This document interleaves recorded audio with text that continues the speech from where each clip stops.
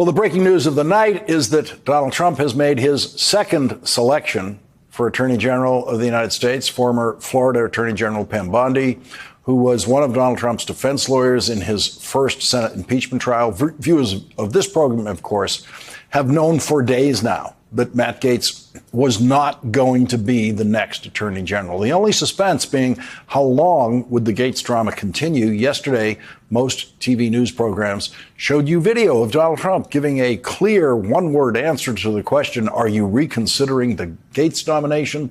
Donald Trump's clear one-word answer to that, seen all over TV news except here, was no. The reason I did not bother to show you that video was that I knew that that was a lie. Of course he was reconsidering the Gaetz nomination. And he must also be reconsidering any and all advice he gets from Elon Musk, who now has 3 strikes against him. Donald Trump has given Elon Musk the title of Director of the Department of Government Efficiency. There is no Department of Government Efficiency, and such a department could only be created by an act of Congress. Departments are the essential organizing structures of the executive branch of government. The Department of Agriculture, the Department of Defense, the Department of State, and the Department of Treasury were the very first 2 departments created by the first Congress. Donald Trump can use whatever words he wants to describe Elon Musk's job because it is a fake job, as I have previously reported on this program. The only power Elon Musk will have is the same power we all have, which is the power to lobby the Congress and the president to agree to spending cuts. Elon Musk's claim that he is going to cut $2 trillion from the budget, he's not going to cut anything. He will never have the power to cut anything. In the United States Senate, the power to institute real budget cuts belongs to the Senate Finance Committee, which has jurisdiction over the biggest pieces of the budget, Social Security and Medicare, along with Medicaid and other programs. And the other Senate committee with authority over the rest of the budget is the Appropriations Committee. Elon Musk has not yet attempted to lobby the Senate Appropriations Committee to legislate spending cuts that he recommends, but he has already struck out with powerful members of the Appropriations Committee who he would have to convince to carry out his spending cuts. NBC News is reporting, quote, at least 5 Senate Republicans, Senators Mitch McConnell of Kentucky, Lisa Murkowski of Alaska, Susan Collins of Maine, Mark Wayne Mullen of Oklahoma, and Senator-elect John Curtis of Utah were a no on Gaetz and had communicated to other senators and those close to Trump that they were unlikely to be swayed. The 3 senior-most senators there are members of the Senate Appropriations Committee: Mitch McConnell, Lisa Murkowski, and Susan Collins. Susan Collins will be the chair of the Appropriations Committee next year. Elon Musk lobbied them, and lobbied them hard, to vote for Matt Gaetz, the richest person in the world who spends all day, every day with Donald Trump, lobbied those Republican senators to vote for Matt Gaetz for Attorney General, and they said, hell no. They said hell no to Elon Musk, and they weren't the only ones. I know enough people that were a hell no in the conference to know that the path would have been very, very difficult. Elon Musk will be the best positioned lobbyist in Washington, while the rest of us will have to just write letters to our members of Congress. Elon Musk can get any Republican member of Congress on the phone in a second and tell them what he wants them to do, and he can publicly issue his lobbying orders to Congress, as he has done repeatedly to the United States Senate since he became Donald Trump's constant companion. And the Senate has ignored Elon Musk each time. Elon Musk publicly urged Republican senators to vote for Rick Scott as the Republican Senate Majority Leader. That vote was taken in secret among Republican senators, and Elon Musk's candidate came in third. That was strike 1. Then Elon Musk lobbied Donald Trump to choose Howard Lutnick for Secretary of the Treasury. And again, Elon Musk went public with his lobbying, urging Donald Trump to choose Howard Lutnick for Treasury. And Donald Trump instead chose Howard Lutnick for Secretary of Commerce, which ranks far below Treasury in the hierarchy of the cabinet. So Elon Musk failed in his attempt to lobby his new best friend in politics, Donald Trump, on who should be Secretary of the Treasury. That was strike two. The choice of Matt Gaetz for Attorney General was made by the three people in Trump world most disconnected from reality: Elon Musk, Matt Gaetz, and Donald Trump. They hatched a plan on Donald Trump's plane, and Donald Trump immediately and intemperately announced Matt Gaetz for Attorney General with Elon Musk's full support. Then Elon Musk went to work lobbying the United States Senate publicly to confirm Matt Gaetz. He just needed to convince 50 of next year's 53 Republican senators to vote for Matt Gaetz. And here's how he lobbied those Senate Republicans. Matt Gaetz has three critical assets that are needed for the AG role: a big brain, a spine of steel, and an axe to grind. He is the Judge Dredd America needs to clean up a corrupt system and put powerful bad actors in prison. Gaetz will be our hammer of justice. I promise you, 82-year-old Mitch McConnell doesn't know who Judge Dredd is. Then Elon Musk evaluated the growing then sex scandal around the Gaetz nomination, saying, as for these accusations against him, I consider them worth less than nothing. Under our laws, a man is considered innocent until proven guilty. If A.G. Garland could have secured a conviction against Gaetz, he would have, but he knew he could not. Case closed. Elon Musk thought the case was closed. Elon Musk told Republican senators the case was closed. And Republican senators said hell no to Elon Musk and to Donald Trump at the same time. Elon Musk struck out with Republican senators, and his striking out with Republican senators may be the most important longer-term story to emerge from the Gaetz nomination. Elon Musk tested his strength as a lobbyist with the Republican Senate, and he lost very badly. He lost 3 times in a row.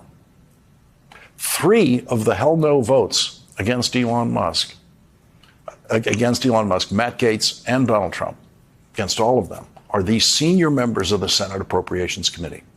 The committee Elon Musk is going to have to beg to vote for the spending cuts that he proposes. Susan Collins is going to be the chair of that committee. She said hell no to both Elon Musk and Donald Trump today. Lisa Murkowski, senior member of that committee, said hell no to both Elon Musk and Donald Trump today.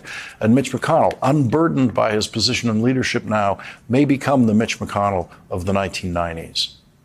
In that Senate, when he was chairman of the Senate Ethics Committee, and he investigated the powerful Republican chairman of the Senate Finance Committee at the time on sexual harassment charges, and Mitch McConnell led the Senate Ethics Committee to recommend the expulsion of that Republican senator. No one in the Senate was surprised in those days when Mitch McConnell did that, because Mitch McConnell was regarded then as an honorable senator who would approach the work of the Ethics Committee with integrity, and he did. And because I had watched the way Mitch McConnell ran that Senate Ethics Committee when I was working in the Senate, I had high hopes for Mitch McConnell when Donald Trump became president. I had high hopes that Mitch McConnell would be the one to say hell no to Donald Trump during the first Trump presidency. But Mitch McConnell made another choice in order to hold on to his position in leadership. And I was very wrong about having high hopes about him. But now Mitch McConnell is just the senior senator from Kentucky with no leadership burdens at all. Mitch McConnell's probably never going to run for re-election again. His seat is up in 2026.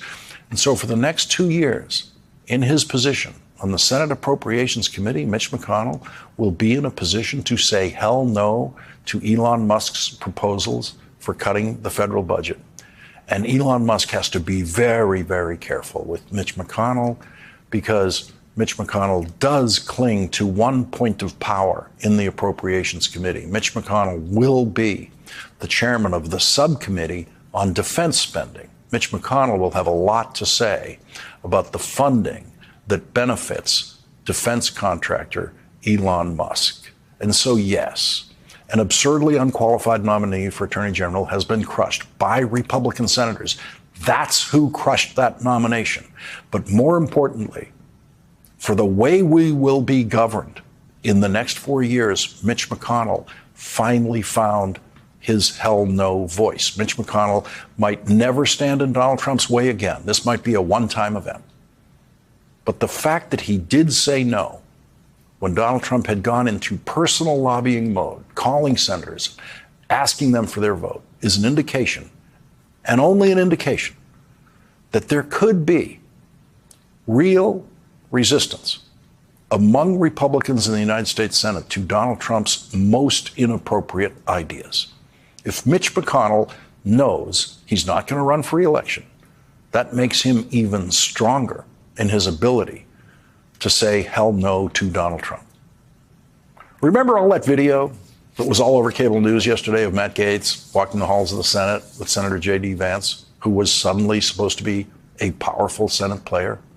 Remember the confidence they both exuded as they walked past the reporters? It was all nonsense. It was the hopeless loser parade, and everyone in the Senate knew it. And what was J.D. Vance doing today? Exactly the same thing, with the other Trump nominee drowning in what is now the most prominent sex scandal of the Trump transition.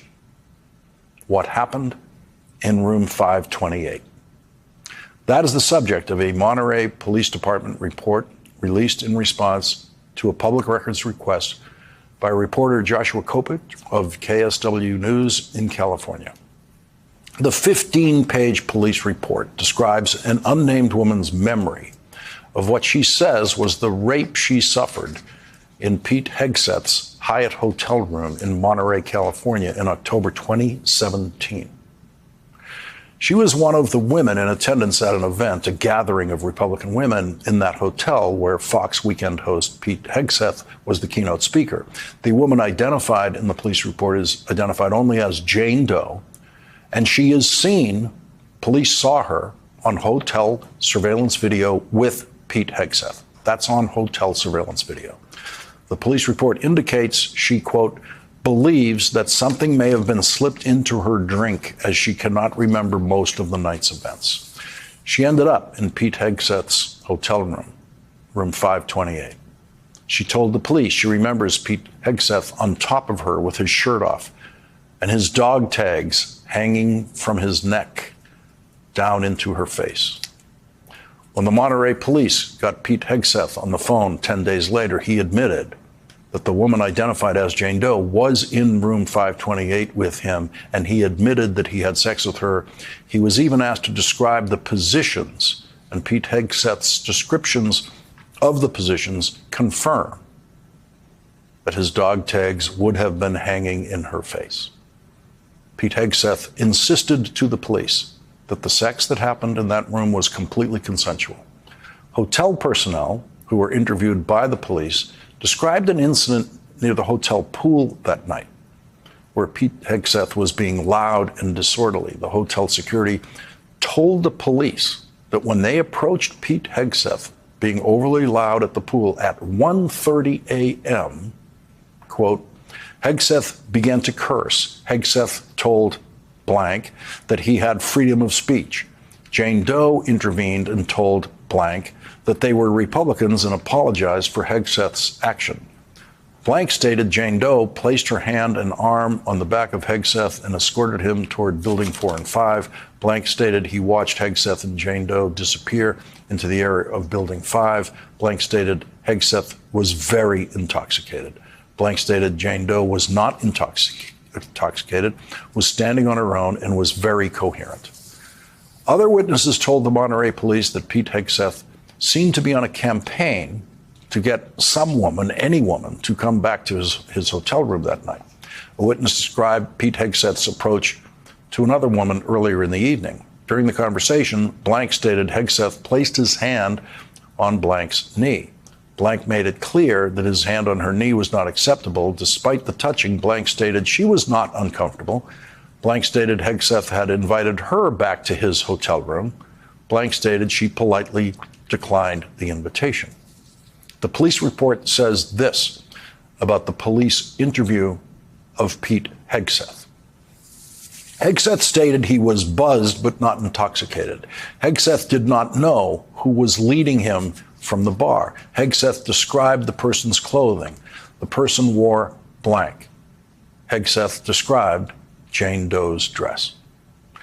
Hegseth did not remember being chastised for being too loud and did not remember an argument by the pool. Hegseth did not remember being belligerent with anyone.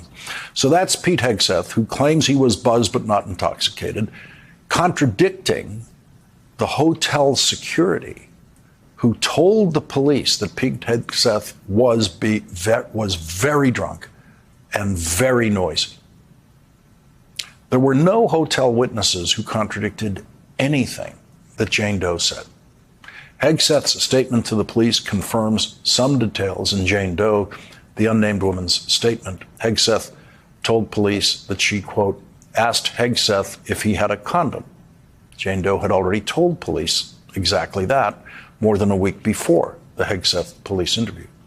Hegseth confirmed Jane Doe's memory that he was wearing dog tags, and Hegseth's statement confirmed the precise and graphic detail of the way he reached a climax. Hegseth's statement in the police report ends this way. Hegseth gave her something to clean up, and Jane Doe later got dressed. Jane Doe's version of that moment in her statement to the police was, Hegseth threw a towel at her and asked her, "Are you okay?" Hegseth's lawyer, Tim Palatori, issued a statement today dismissing the entire incident and saying, quote, "This police report confirms what I've said all along, that the incident was fully investigated and police found the allegation to be false, which is why no charges were filed." That is not true. The police report does not find the allegations to be false. The last line of the police report is, "I recommend this case be forwarded to the Monterey County District Attorney's Office for review." That lie will be told every day by some Republican supporting Pete Hegseth's nomination for Secretary of Defense. You will be lied to every day by at least one Republican who will tell you that the police report found the allegations to be false. That is a lie. Pete Hegseth married his first wife in 2004. Pete Hegseth transitioned from his first marriage to his second marriage by starting an affair during his first marriage. During his second marriage, Pete Hegseth had an affair with someone working at Fox who got pregnant during that affair and had a baby. Pete Hegseth's second wife filed for divorce in September of 2017 upon discovering that her husband's girlfriend working at Fox had a baby a month earlier. So Pete Hegseth has a baby with his girlfriend that he met working at Fox in August 2017. His wife files for divorce in September of 2017, and he's in room 528 in October of 2017 with his dog tags, as the police report put it, hovering over her face. 2 years later, Pete Hegseth married the girlfriend who had the baby 2 months before the alleged rape. And at some point in the next year, Pete Hegseth paid Jane Doe, the woman who accuses him of rape, a financial settlement of some kind to avoid a possible lawsuit from her. Pete Hegseth's lawyer told the New York Times that he paid the woman to try to keep the matter secret because, quote, he feared he might lose his job as a Fox News anchor if the allegation became public. And he's right. He would lose his job as a Fox anchor over those allegations. Fox was run from its founding by the sexual predator Roger Ailes, whose biggest star, Bill O'Reilly, was finally dismissed because of his behavior as a sexual predator at work that cost the network millions upon millions of dollars. So yeah, accusations like that would get you fired now as a weekend host from Fox, because now Fox has higher standards, and Fox has higher standards than Donald Trump. You can sexually abuse anyone you want, and Donald Trump is more likely to see that as a qualification than as a reason not to hire you. Donald Trump, the self-confessed sexual assaulter on the Access Hollywood video, wants the world to believe there's no such thing as sexual assault. There's no such thing as rape. That's why Donald Trump chose Matt Gaetz for Attorney General. He wanted the affirmation of the United States Senate in the confirmation process to, in effect, say the women are all lying. Matt Gaetz did nothing wrong. Now Donald Trump is asking Republicans in the United States Senate to vote in favor of everything Pete Hegseth did in room 528 while he was still married to wife number 2 and having the affair with the woman who'd become wife number 3. The question now is, will 4 Republican senators, that's all it takes, 4 Republican senators, will 4 Republican senators say hell no to Pete Hegseth and Donald Trump?